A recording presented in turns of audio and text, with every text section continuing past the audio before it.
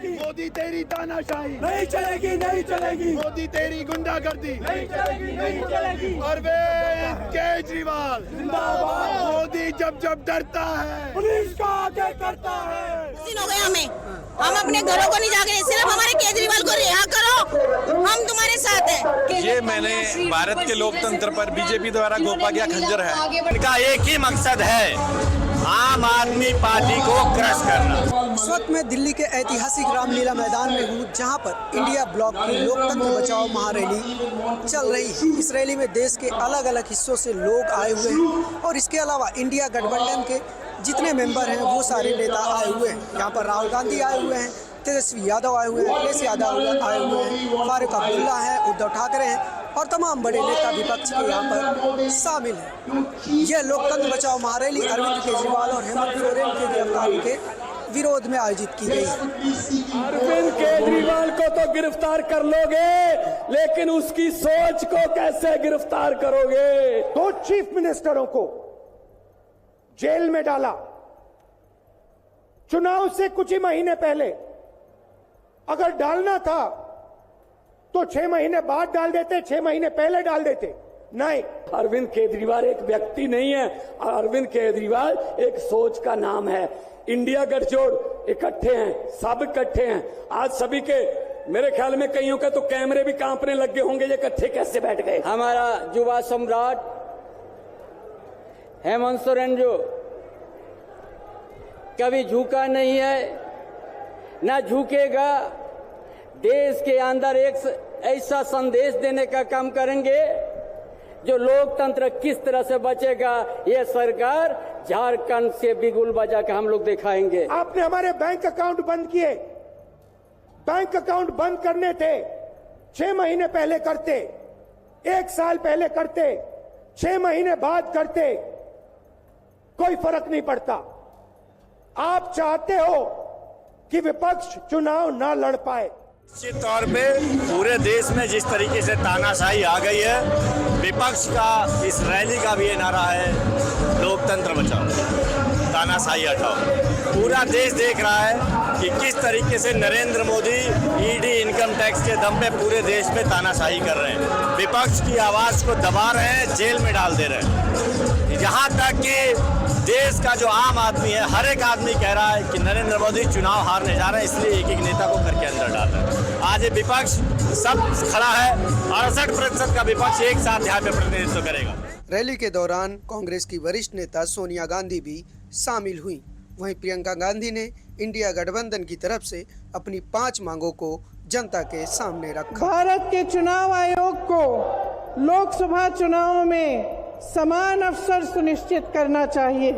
चुनाव आयोग को चुनाव में हेराफेरी करने के उद्देश्य से विपक्षी राजनीतिक दलों के खिलाफ इनकम टैक्स, ईडी और सीबीआई द्वारा की जाने वाली बलपूर्वक कार्रवाई को रोकना चाहिए।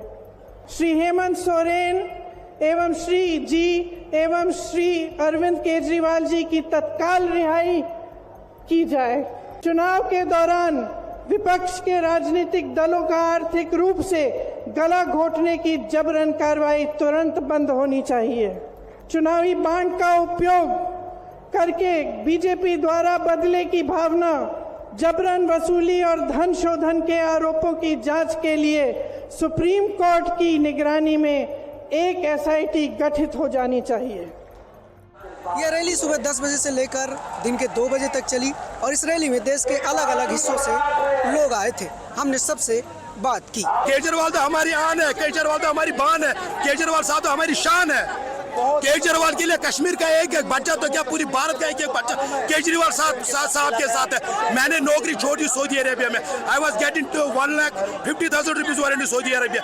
This my friend he was also working in government sector. हमने जॉब ही छोड़ दी, हमने बिजनेस को कुर्बान कर दिया, हमने अपने घरों को छोड़ दिया, क्योंकि हम हक के साथ हैं। हम केजरीवाल के आखिरी सांस तक उसके साथ है। और कश्मीर का नारा यही है कि हम इंतजार कर रहे हैं आम आदमी पार्टी का। आ भी चुकी है आम आदमी पार्टी। एक बार भाजपा वहां पर असेंबली इलेक्शन का अनाउंसमेंट करके देते तो हम आपको दिखा देंगे पहली बार आम आदमी पार्टी कश्मीर में कौन सा झंडा वहां पर गाड़ दे। आम आदमी पार्टी के जो काम है 10 साल से बहुत ही बढ़िया है। इससे पहले कोई भी नहीं जानता था इतना काम ये करेंगे अरविंद केजरीवाल।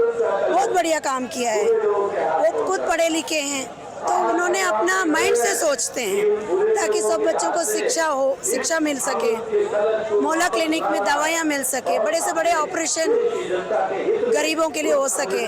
8 लाख 5 लाख गरीब लोग दे नहीं पाते, झुग्गी झोपड़ियों में ये रिक्शा चलाते हैं, 2 वक्त की रोटी बड़ी मुश्किल से कमाते हैं। बुजुर्गों को तीर्थ यात्रा करवाया, 25-30 हज़ार की है ये यात्रा, लेकिन उन्होंने बड़ी आसानी से किया है। इसीलिए अरविंद केजरीवाल को बहुत पसंद करते हैं, एक बड़ा भाई बन के, एक पिता बन के जो हमारे दिल्ली में काम कर रहे हैं। अब मैं आपको बताऊं, बीजेपी एक ऐसी पार्टी है कि किसी भी व्यक्ति के ऊपर झूठा आरोप लगा के उसकी इमेज खराब करना इनका शौक है। अब आप जानते हैं महाराष्ट्र का प्रफुल्ल पटेल, उसके ऊपर बीजेपी ने क्या आरोप लगाया था कि जो बम्बई बम धमाके का मास्टरमाइंड है इकबाल मिर्ची, जो माफिया डॉन है, प्रफुल्ल पटेल का उससे संबंध था, उससे लेने था। अब क्या हो रहा है, प्रफुल्ल पटेल वही बीजेपी में आ गए, अब उसकी आरती उतार रहे हैं। इसका मतलब क्या है, आपने झूठ बोला था, कि उससे माफिया डॉन से संबंध है। आप बीजेपी की आदत है ये किसी के ऊपर भी झूठा आरोप लगा के उसकी इमेज खराब करते हैं। यही बात केजरीवाल में हुई, उनके ऊपर झूठा आरोप लगाया भ्रष्टाचार का, जबकि पीएमएलए कानून के अंदर क्या नियम है कि मनी ट्रेल तो पकड़ा जाना चाहिए ना। अगर आपने आरोप लगाया, भाई मान लिया सारा घोटाला, मनी ट्रेल कहाँ है? आज 13 महीने हो गए मनीष सिसोदिया को गिरफ्तार किए, 200 जगह इन्होंने छापे मार लिए, एक चवन नहीं बरामद नहीं की, 1 रुपया बरामद नहीं कर पाई। जब मनी ट्रेल है ही नहीं तो फिर कैसे आप भ्रष्टाचारी बता रहे हो उनको? ये मनगढ़ंत और झूठा आरोप है, इस आरोप में कोई सच्चाई नहीं है। आरोप अगर सच्चाई बात है, केजरीवाल निर्दोष है, बिल्कुल निर्दोष है। अगर कोई आरोपी है तो बीजेपी है, जेपी नड्डा को सम्मन भेजा जाना चाहिए।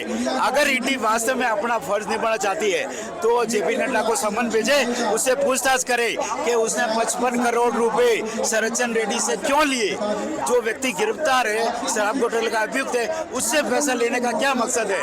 आपने उसे पैसे लिए, उसके बाद में उसको सरकारी गवाह बना देते हो, उसको मुक्त कर देते हो। ये कुल्ला भ्रष्टाचार है। इस रैली में अरविंद केजरीवाल की पत्नी सुनीता केजरीवाल भी शामिल हुई और मंच से उन्होंने 6 गारंटी की घोषणा की। सुनिए वो 6 गारंटी क्या है। पहली, पूरे देश में 24 घंटे बिजली का इंतजाम करेंगे। दूसरा, पूरे देश के गरीबों की बिजली फ्री करेंगे। तीसरी, हर गांव और हर मोहल्ले में शानदार सरकारी स्कूल बनाएंगे। चौथा, हर गांव और मोहल्ले में मोहल्ला क्लिनिक बनाएंगे। हर जिले में शानदार मल्टी स्पेशलिटी सरकारी अस्पताल बनाएंगे। देश के हर व्यक्ति के लिए शानदार और फ्री इलाज की व्यवस्था करेंगे। पांचवी, किसानों को स्वामीनाथन आयोग के मुताबिक सही फसलों पर एमएसपी निर्धारित करके उनको फसलों के पूरे दाम दिलवाएंगे। मंजूर है? छठी, दिल्ली वासियों को उनका हक दिलाएंगे। दिल्ली को पूर्ण राज्य का दर्जा दिलवाएंगे। मंजूर है? दिल्ली का यह रामलीला मैदान देश के कई ऐतिहासिक आंदोलनों का गवाह रहा है। यहाँ पर हुए आंदोलनों ने कई बार देश की राजनीति की दशा और दिशा बदली है। विपक्ष की तरफ से आयोजित इस लोकतंत्र बचाओ महारैली से देश की दिशा और दशा कैसे बदलती है, यह देखने वाली बात होगी। न्यूज़ लॉन्ड्री के लिए अनमोल प्रीतम, रामलीला मैदान, दिल्ली। आज सोशल मीडिया से लेकर आपके चलते फिरते जीवन में भी पत्रकारिता के बुरे दौर की चर्चा होती है, क्योंकि जिन लोगों पर सूचना देने की जिम्मेदारी है वो आपके लिए नहीं बल्कि कॉरपोरेट और सरकारों को फायदा पहुंचाने में लग गए हैं। विज्ञापन मॉडल को खारिज कर आप इस बीमारी को दूर कर सकते हैं और अपने नारे को बुलंद कीजिए। मेरे खर्च पर आज़ाद है खबरें।